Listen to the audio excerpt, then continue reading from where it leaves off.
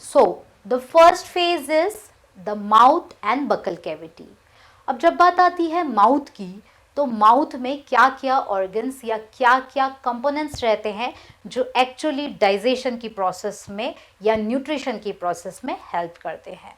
When I talk about mouth, तो mouth में पहली चीज होती है हमारे टीथ. Very good.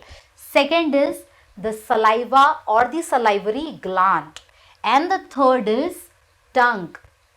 बट क्या आपको पता है कि टंग का काम क्या क्या होता है?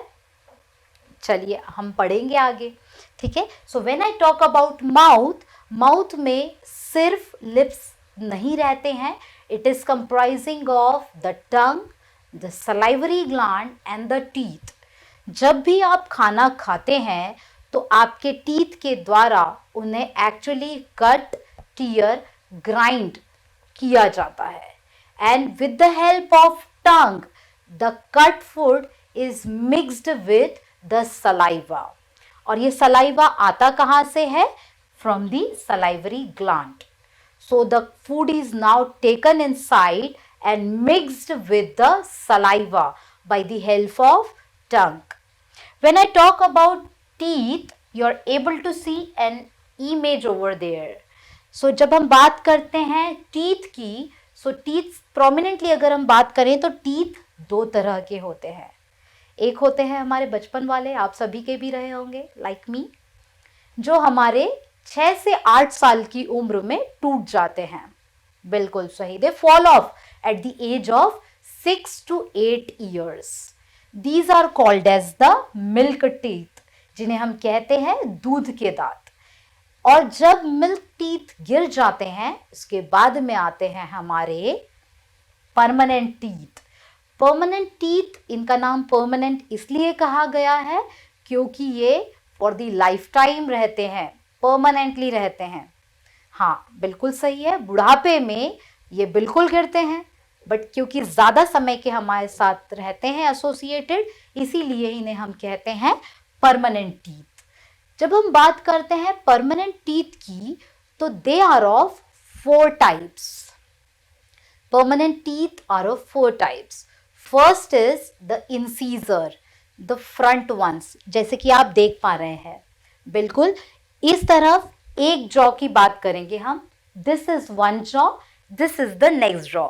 This is so called as the lower jaw and this is so called as the upper jaw. हम अभी सिर्फ लोअर जॉ का इमेज देख रहे हैं. एक लोअर जॉ का हाफ पोर्शन में 2 इंसीजर्स रहते हैं. मतलब एक लोअर जॉ में ओवरऑल 4 इंसीजर्स प्रेजेंट रहते हैं, और बिल्कुल उसी तरह से 4 इंसीजर्स अपर जॉ में भी प्रेजेंट रहते हैं. When I talk about incisors, तो इंसीजर्स का काम क्या रहता है? कटिंग दी फूड, खाने को काटने का काम. कोई भी चीज आप जब काटना चाहते हैं तो उन्हें इंसीजर्स की हेल्प से कट करते हैं. Next type of permanent teeth is the canines. When I talk about canines, they are the little pointed teeth. जब हम बात कर रहे हैं लोअर जॉ के हाफ सेक्शन की, तो यहाँ पर आपको सिर्फ एक कैनाइन दिख रहा है. मतलब अगर हम पूरे लोअर जॉ की बात करें तो लोअर जॉ में 2 कैनाइन्स प्रेजेंट होते हैं, और बिल्कुल उसी तरह से 2 कैनाइन्स हमारे अपर जॉ में भी प्रेजेंट होते हैं. बिकॉज दे आर पॉइंटेड, तो क्या होगा इनका function? Yes, they are helpful in tearing the food. ये फूड को टीयर करने में हेल्प करते हैं. When I talk about the third type of permanent teeth, they are premolars. This one, the side ones, this premolars. जब हम बात कर रहे हैं लोअर जॉ की, लोअर जॉ के हाफ सेक्शन में 2 प्रीमोलर्स प्रेजेंट है. मतलब अगर मैं पूरे लोअर जॉ की बात करती हूँ, so we have 4 premolars in the lower jaw and 4 premolars again in the upper jaw. 4 premolars और इसके नेक्स्ट जो 4 टाइप का परमानेंट टीथ होता है वो होता है मोलर्स. अब आप देख रहे हैं लोअर जॉ के हाफ सेक्शन में 3 मोलर्स प्रेजेंट है, या अगर हम बात करें पूरे लोअर जॉ की, तो पूरे लोअर जॉ में 3 पेयर्स ऑफ मोलर्स प्रेजेंट रहते हैं, मतलब टोटल 6 मोलर्स प्रेजेंट रहते हैं। लोअर जॉ में 6 molars and again upper jaw में 6 मोलर्स। जब हम बात करते हैं प्री मोलर्स और मोलर्स की, तो इनका फंक्शन होता है ग्राइंडिंग द फूड को ग्राइंड करने का काम करते हैं प्री मोलर्स और मोलर्स। सो ओवरऑल समझते हैं फिर एक बार इमेज के थ्रू। जब हम बात करते हैं लोअर जॉ की, तो लोअर जॉ में प्रेजेंट होते हैं 2 पेयर्स इंसीजर्स की, उसी तरह से 2 पेयर्स इंसीजर्स के अपर जॉ में प्रेजेंट होते हैं। So overall there are 8 incisors in a adult human being.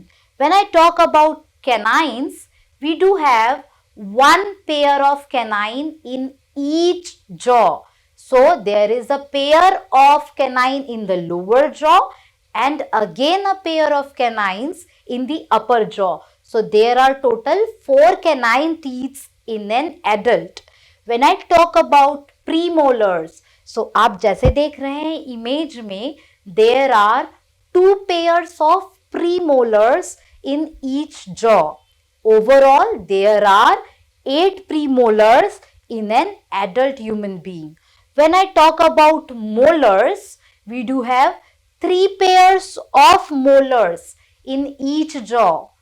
एक जॉ में 3 पेयर्स होते हैं, मतलब 2 जॉ में ओवरऑल मिलाकर 12 टीथ होते हैं जो कि मोलर्स होते हैं।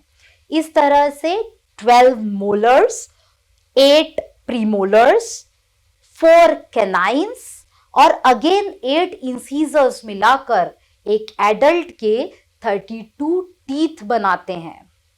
So as we have already seen, mouth और बकल कैविटी में अभी हमने देखा था different type of teeth are there. So coming to the salivary gland, that is the second component of the mouth and buccal cavity. Salivary gland का, जैसे कि मैंने आपको पहले भी बताया था, काम होता है सलाइवा सेक्रीट करना। सलाइवा सेक्रीट करने से क्या होता है? एक्चुअली ये सलाइवा कंटेन करता है एक तरह के डाइजेस्टिव एंजाइम को। इस सलाइवा में प्रेजेंट होता है एक डाइजेस्टिव एंजाइम जिसका नाम होता है salivary amylase. And what is this enzyme doing?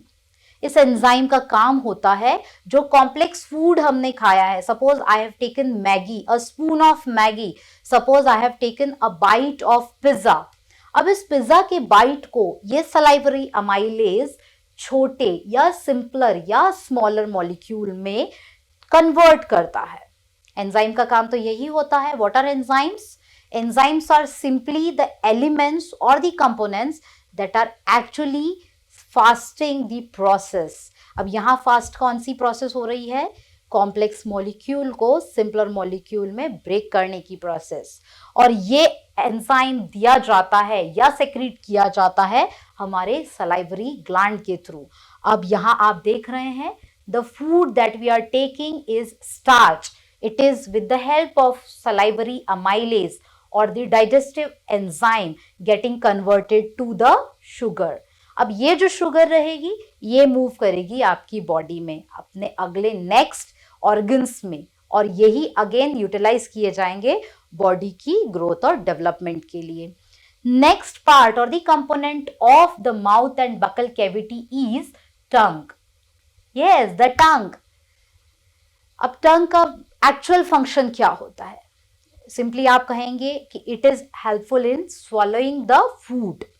सिर्फ स्वॉलो करने में हेल्पफुल नहीं होता है tongue, it is actually helpful in mixing the food with the saliva that is being secreted by the salivary amylase. जो सलाइवा सलाइवरी ग्लैंड के through actually secrete किया जाता है, उस सलाइवा के साथ में फूड को मिक्स करने का काम भी हमारी टंग ही करती है।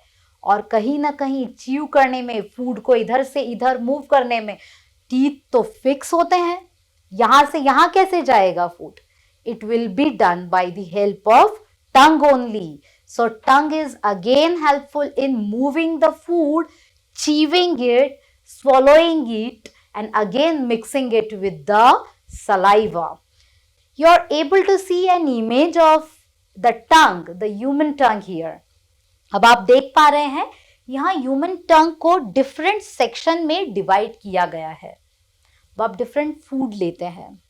Suppose I have taken a chocolate and it is, what is the taste of chocolate? Certainly it is actually sweet. So अब ये स्वीट का टेस्ट हमें पूरे टंग पर महसूस नहीं होता है. We can't feel the taste of the sweetness of the chocolate throughout the tongue. So it is actually tasted at the tip of tongue. So these sweet, salty, sour and bitter, these are all taste buds. Taste buds क्या होते हैं? वे सभी element या component या birds जो कि किसी भी फूड को टेस्ट करने में हेल्पफुल रहते हैं. So when I talk about sweet, so this is the sweet birds जो कि सिर्फ मीठे खाने को महसूस करेंगे या उसकी मिठास, उसकी स्वीटनेस को फील करेंगे. When I talk about salty taste buds, अगर आपने कोई मिक्सचर खाया है, सेव खाई है, या if you have taken up the pizza और मैगी, सॉल्ट, उसका सॉल्टी टेस्ट हमें पता कहां से चलेगा? It will be helpful from the sides of the tongue through the salty taste buds. So dear students, अब जब हम पढ़ रहे हैं टीथ के बारे में, तो आपने कई बार देखा होगा कि आपके पेरेंट्स आपको नाइट में ब्रश करके ही सोने को कहते हैं. क्या आपने कभी सोचा है मॉर्निंग में ब्रशिंग के बाद में नाइट में फिर से ब्रश करना क्यों जरूरी है? See, I will clarify the things. We do have bacterias in our mouth. हमारे मुंह में बैक्टीरियाज प्रेजेंट रहते हैं. They are usually harmless. Actually वो कोई हार्म नहीं करते हैं. बट जब हम कोई भी स्वीट आइटम्स खाते हैं, specifically if we are talking about kids like you love eating chocolates, cakes, puddings, right? So these sweet items get trapped in your teeth spaces. दांतों के बीच में जो जगह होती है वहां पर ये मीठे पकवान या पदार्थ अटक जाते हैं और यहाँ पर जो बैक्टीरियाज रहते हैं वो वहीं रहने लग जाते हैं और वहीं ग्रो करने लग जाते हैं. ग्रोथ के बाद में ये टीथ को हार्म करना शुरू कर देते हैं. यस, वही बैक्टीरिया जो पहले हार्मलेस थे वहां ग्रोथ करने के बाद में हार्मफुल हो जाते हैं और साथ ही साथ वो आपके टूथ को डीके करने में भी कारगर हो जाते हैं. That means this process is so called as tooth decay. आपका दांत सड़ने लग जाता है और बाद में आपको पता चलता है कि आपके दांत में दर्द है. And when you visit a dentist, the dentist say a straight no to the sweet items. But it is not like that कि आप sweet items ना खाएं. The only thing is you should take proper care of your teeth. You should always brush your teeth in the night so that जो भी हमने food items खाए हैं, especially the sweet items, should be properly cleaned off from your mouth. And so the bacteria again become harmless.